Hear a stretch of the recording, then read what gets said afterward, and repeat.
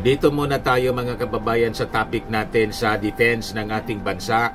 Kasi ito yung rason kung bakit galit na galit yung mga DDS sa ating Pangulong Bongbong Marcos. Itong China niya is credibly preparing to use military force to upend the balance of power in Asia, vowing the United States was here to stay in the Indo-Pacific region. Kaya kailangan po, the Chinese military was building the capabilities to invade Taiwan and rehearsing for the real deal. Hegseth described China's conduct as a wake-up call. No, yesterday, there was a negative news article about spying and lack of visas that reference our Chinese colleagues or assignees at dito. Is second to that. So thank you for your time always and look forward to speaking today. Yes, thank you, Secretary Hegseth, and we just came at the heels of nagpapagang mga balita at pagtalakay sa mga isyu ng lipunan. Bulsa! Opinyon, banat at paglalantad sa katotohanan. Bulsa! What you see is what you get. You decide. Hello po mga kababayan, si Dante Maravillas, Bicolano vlogger broadcaster from Albay.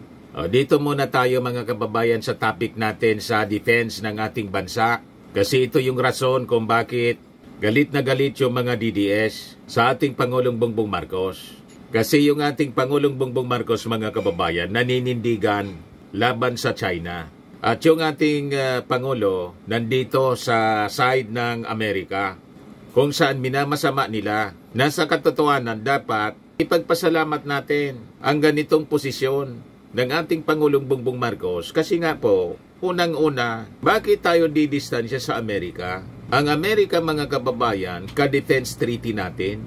Alangan man makipag-defense treaty tayo sa China na gustong lamunin tayo. Tama pa? Alangan man yung may interes sa ating teritoryo, yung gustong manakop sa atin, yung gustong agawin yung ating mga resources, natural resources, lalo yung dito sa West Philippine Sea. Doon tayo makikipag military agreement. Ano yan? Isa lang na baliw na leader na sisiraan ng ulo ang gagawa ng ganon. So ngayon, yung Amerika po, may warning. Yung ating defense chief, pumunta kasi po doon sa Singapore. May conference doon. Yung mga defense secretaries, kaya nandun si Gibo Teodoro mga kababayan. O ngayon, sabi po ng defense secretary ng Amerika, yung China niya nagre-ready na gumamit ng military force dito sa Asia. Pentagon Chief, China preparing to use military force in Asia. Yan sabi po ni Hegseth, Defense Secretary ng Amerika sa Shangri-La Dialogue sa Singapore. Sabi po ni US Secretary of Defense Pete Hegseth, itong China niya is credibly preparing to use military force to upend the balance of power in Asia, vowing the United States was here to stay in the Indo-Pacific region. Kaya kailangan po, i-support natin ang Amerika at lalo na po yung mga leaders natin dito. Ang i-support natin po yung naninindigan para sa ating bansa. Kalinya ng policy ng ating Pangulong Bongbong Marcos na naninindigan po sa West Philippine Sea. Hindi yung gustong gawin na tayong province ng China. So kung critical po yung midterm election, may mga nakalusot pa kasi nadali po ng mga fake surveys na mindset yung mga tao. Maraming mga kaalyadong politiko si Xi Jinping ang nanalo po. Parang alam ko na niya Mr. Maravillas. Kilalang kilala natin. Yun na nga po ang nakakalungkot. Pero we will not stop mga kababayan sa ating kampanya na imulat yung ating mga mamamayang Filipino. Na wag nating sinusupport itong mga Manchurian candidate, yung mga pro-China politikos, madaling sabi. The Pentagon chief made the remarks at an annual security forum in Singapore as the administration of US President Donald Trump spars with Beijing on trade, technology, and influence over strategic corners of the globe. So sabi po ni Hegseth, the threat China poses is real and it could be imminent. Beijing is credibly preparing to potentially use military force to alter the balance of power in the Indo-Pacific. Hegseth warned the Chinese military was building the capabilities to invade Taiwan and rehearsing for the real deal. Hegseth described China's conduct as a wake-up call, accusing Beijing of endangering lives with cyber attacks, harassing its neighbors, and illegally seizing and militarizing lands in the South China Sea. Dito po sa West Philippine Sea, gustong kami ng China, gustong kontrolin mga kababayan. Payag tayo sa ganon? Pag po tayo mga kababayan papayag, dito na nga po sa ating bansa mismo, buti na lang naging masigasig yung ating mga authorities. Ang daming mga Chinese nationals ang naniniktik sa atin. Just the other day may warning si Ramon Tulfo tungkol sa dito telecommunications po. Yung bagong telecom provider dito na Chinese owned po. Yan yung post niya nung May 25 21. Sabi ni Montolfo, below is an internal memo at dito telecommunity about the article I wrote about the 40 Chinese nationals who have overextended their stay in the country. Yan ito yung report ng Billionaire News mga kababayan tungkol sa naging expose ni Ramon Tulfo. Yan Ramon Tulfo, 400 Chinese spies nagtatrabaho sa dito telecommunity. Pakinggan natin yung report mga kababayan. Nagbabalang po mahayag na si Ramon Tulfo ang muling nagpasiklab sa national security. Ito'y matapos niyang ibunyag na may nasa 400 Chinese national na umano'y iligal na nananatili sa bansa at laho sa dito telecommunity. Ayon kay Tulfo, hawak ng mga dayuhan ang iba't ibang executive position sa kumpanya at posibleng mga espiya ng China. Hawak din daw nila ang mga sensitibong data ng bansa. Sabi ni Tulfo, pumasok daw sila sa Pilipinas gamit ang tourist visa sa panahon ni dating Pangulong Rodrigo Duterte sa ilalim ng sponsorship ni Dagdag pa ni Tulfo, alam daw ito ng ilang immigrants na ginagamit ang mga dayuhan bilang milking cows. Sinubukang humingi ng pahayag ang Billionaire News Channel sa dito pero nagsabi lang na dinidiscuss pa nila ito internally.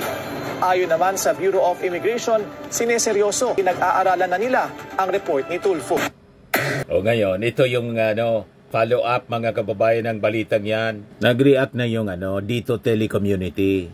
Below is an internal memo at telecommunity about the article I wrote about the 400 Chinese nationals who have overextended their stay in the country. Dear team, as you may know, yesterday, there was a negative news article about spying and lack of visas that reference our Chinese colleagues or assignees at dito. There have been some inquiries from customers on the enterprise side and we may have similar ones at consumer. For everyone's guidance, may I suggest the following response. We saw the news item and dito will issue a reply in due time. We will send you a copy as soon as possible. Beyond that, it's best not to say anything more. Finally, please be assured that your dito leadership is working to address this matter swiftly and we will have the necessary public statement, communication, and regulatory plan in place. For everyone's guidance, please. So sabi ni Montolfo, if dito is not hiding anything, why doesn't it issue a public statement regarding my article immediately? So yan po mga kababayan. Kaya importante yung pagiging vigilant natin. At tigilan natin mga kababayan ng pag-support sa mga politiko. Noong panahon nito ni Digo, pumasok sila rito. Kaya tigilan natin yung pag-support sa mga politiko influensyado ng Beijing, ng China. Kasi yung China po, seryoso sa kanilang ambisyon. Hindi lang sa Taiwan, pati dito sa West Philippine Sea. And may include our entire country. Gusto ng kamkamin, pati po yung Palawan. Palawan na mismo. Kaya kailangan seryosoin natin yung ating national security. Kaya tama itong yung ating defense chief, si Gibo Teodoro, nandun sa Singapore. Nagkausap ni Hegseth. Sabi dito sa balita, as Hegseth spoke in Singapore, China's military announced that its Navy and Air Force were carrying out routine combat readiness patrols around the Scarborough Shoal dito sa ating chain reef and rocks beaching dispute with the Philippines. China's assertiveness in the South China Sea has only increased in recent years. Sabi po ni Casey Mace, charged the affairs at the US Embassy in Singapore sa interview ng mga journalists. I think that this type of forum is exactly the type of forum where we need to have an exchange on that. Ito po yung pag-uusap mga kababayan ng ating Defense Chief na si Gibo Teodoro with US Defense Secretary Hegseth. Pakinggan natin yung kanilang pag-uusap. Very much appreciate your hospitality there. Thank you. Our military's exercised together in Balakatan in April, the largest one in a long time, 14,000 troops, and of course, just a long-standing relationship between the United States and the Philippines, the Mutual Defense Treaty, ironclad partnership, and I want to applaud them for their courage and their clarity in the South China Sea, in a recognition of the challenges that we face, shoulder to shoulder. We want peace and stability in that region, and our partnership is central to that. So thank you for your time, always, and look forward to speaking today. Yes, thank you, Secretary Hegseth. And we just came at the heels of a very successful, I must say, US-ASEAN Defense Ministers meeting. Secretary Hegseth made a great impact. I could feel it with our counterparts here. And it is the proof of the commitment of the Trump administration to engage in the ASEAN and the Indo-Pacific. Of course, we will continue to enhance our bilateral and multilateral relationships, all with the vision of a free and open Indo-Pacific, and of course, our shared interests in upholding a rules-based international order. The Philippines does seek peace, but in this instance, it is important to have a sustainable peace that is based on our own resilience and alliances with like-minded partners. Thank you very much, Secretary Hegseth. We look forward to meeting in here pretty soon, and we look forward to enhancing our already robust defense relationship. That's right. Well, thank you. Mr. Secretary, prior to Thank you, response Press. to China, Thank you, Press. minister's absence. Let's go. Thank you, Press. We can't account for whether China engages or not. All we know is that we're here, and we will be here, and we seek to further and establish peace through partnership with allies and partners in the region, but it also requires power and strength, which uniquely America can bring in pursuit of deterrence of conflict. We don't seek conflict with anybody, and that's important to emphasize. We're here to engage military to military, country to country. We can't account for whether or not China's here or not, but we're glad we are, and we think it makes the region more stable and more peaceful. I'm glad you could ask us that question, but it's hard for their citizens to ask their government why they're not here. And that's the value with which we both stand here for, the ability to ask questions, to lead a free life, to have freedom of the press and other freedoms that we enjoy. No doubt. No doubt. Thank you. All right, thank you. So, linawin natin, an objective po, deterrence. So, magkakaroon lang tayo ng deterrence po kung tayo po ay malakas. Kung mahina ka, walang deterrence yon. You cannot deter the possible invasion or attacks by China. Kung mahina ka, lalamunin ka lang nila. Pero pag malakas ka, they will be deterred. Yan ang totoong deterrence po. Kaya nilinaw po nila kasi yung propaganda po ng China, ginagamit yung ilan nating mga kababayan rito, na yung ating Pangulo daw, sinisiraan yung ating Pangulo. Gustong dalhin kalad ka rin sa gira yung ating bansa. Mismong si Digong po, yan ang linya ng narrative niya, narrative ng propaganda, doon sa mga maisog rally. Ang ginagawa po ng ating Pangulo, napalakas yung alliance para ma-deter yung China na sumalakay. Kasi pag alam ng China hindi kaya niya, kalyado natin yung Amerika, kalyado natin yung Japan, kalyado natin yung Australia, yung South Korea, yung India, and European countries. Magdadalawang isip po yung China. Yan ang ibig sabihin ng deterrence posture. Dapat mayroon po tayong deterrence posture po. Pati sa France po, nakikipag-usap tayo. Pati yung pag-develop ng ating Navy. Gusto tayong tulungan ng France. So ito yung napakagandang strategy na ginagawa ng ating Pangulong Bongbong. Ayan ang ating DND Secretary, Sigibo.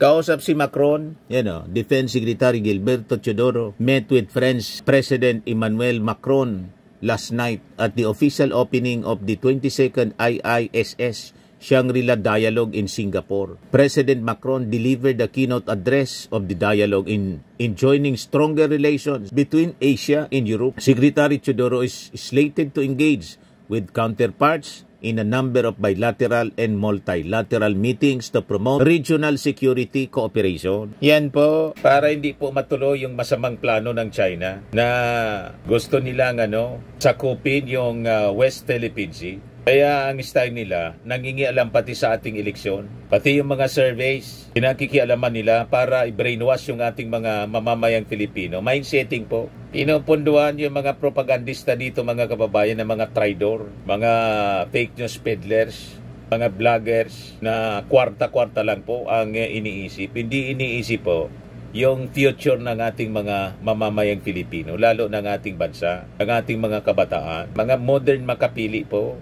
Kaya sabi dito sa balita, reassuring U.S. allies, on Saturday, Hegseth said the Indo-Pacific was America's priority theater, pledging to ensure China cannot dominate us or our allies and partners. He said the United States had stepped up cooperation with allies, including the Philippines and Japan, and reiterated Trump's vow that China will not invade Taiwan on his watch. But he called on U.S. partners in the region to ramp up spending on their militaries and quickly upgrade their own defenses. Asian allies should look to countries in Europe for a newfound example, sabi po ni Hegseth, citing pledges from NATO members, including Germany, to move toward Trump's spending target of 5%. Kaya tayo tuloy-tuloy ang ating modernization ng ating military para sa ating defense. Hindi para makipagyera, kundi para ma-deter ang anumang masamang hangarin, lalo na po ng China. So huwag ninyong paniniwalaan yung mga propaganda.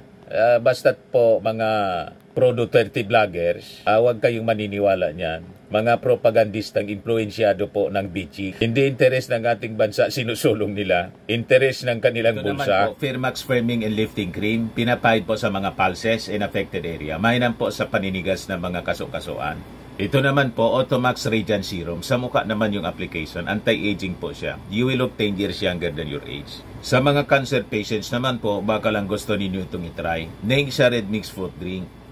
Hindi mo po siya gamot, food supplement siya. Kaya lang, gawa siya mga kababayan sa goji berry. Yung goji berry may anti-cancer properties. O ngayon, yung mga inquiries ninyo, dumiritso na lang kayo sa aming messenger sa Facebook para masagot namin agad. Ayos pa? Ayos na ayos niya, Mr. Maravilla. At sa mga nagana po ng malinis and spacious fitness gym, pumunta lang po kayo sa aming Colossal Fitness Gym. May Grab Car Rental din po kami. Ito naman po yung bago naming product na binibenta online. Eye Glow Serum, whitening po siya. Tingnan ninyo yung epekto sa aking anak na architect before and now. Yung mga inquiries po ninyo, dumiretso na lang kayo sa kanyang Facebook account, Riz Maravillas.